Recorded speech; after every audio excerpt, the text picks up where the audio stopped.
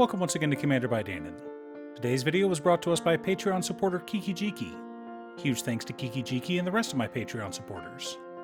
Kikijiki reached out asking for a high-budget deck led by Kestia the Cultivator, and I was more than happy to build that for him. Also, and I know it's annoying to keep hearing this, but statistically if I don't ask you to like and subscribe, the video gets fewer subscribers. Kestia the Cultivator is a 4-mana 4/4 legendary enchantment nymph creature with Bestow. If she is enchanting a creature, she gives the enchanted creature +4/+4.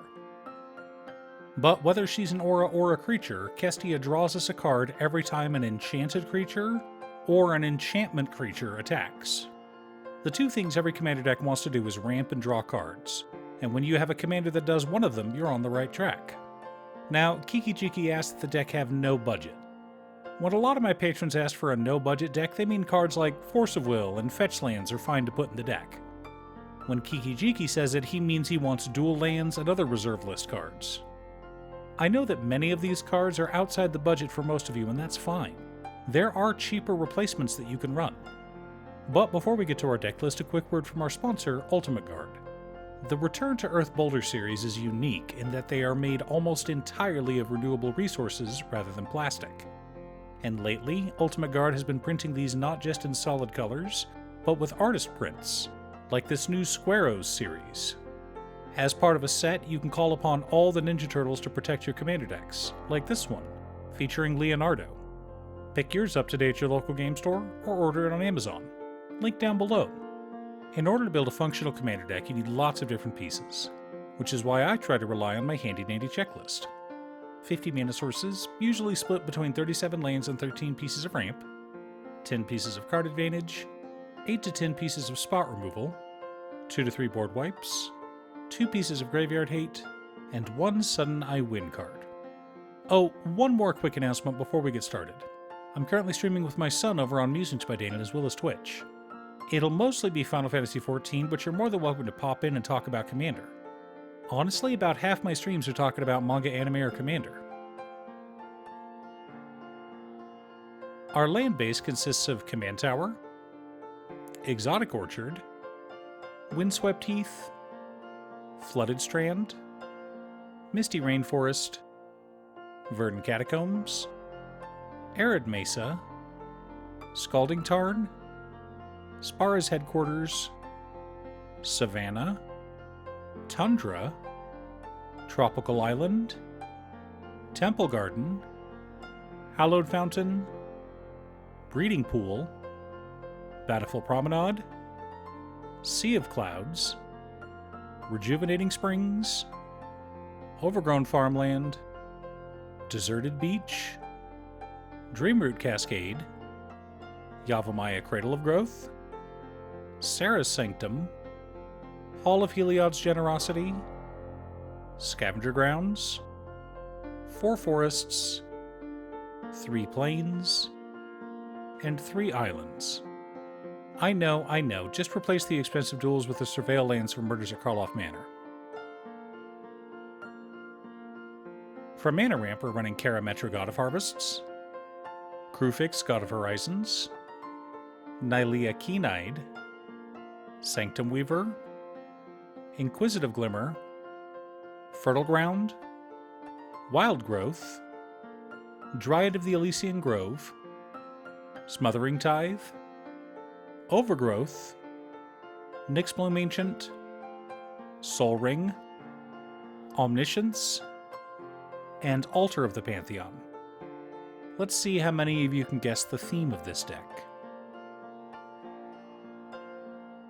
Our card advantage package consists of Ifara, God of the Polis, Invasion of Theros, Thassa, God of the Sea, Argothian Enchantress, Eidolon of Blossoms, Enchantress's Presence, Enduring Curiosity, Enduring Innocence, Entity Tracker, Mesa Enchantress, Satyr Enchanter, Setessan Champion, Sithist Harvest's Hand, Verdurn Enchantress, Enlightened Tutor, Rhystic Study, Suvasa the Sunlit, and Replenish.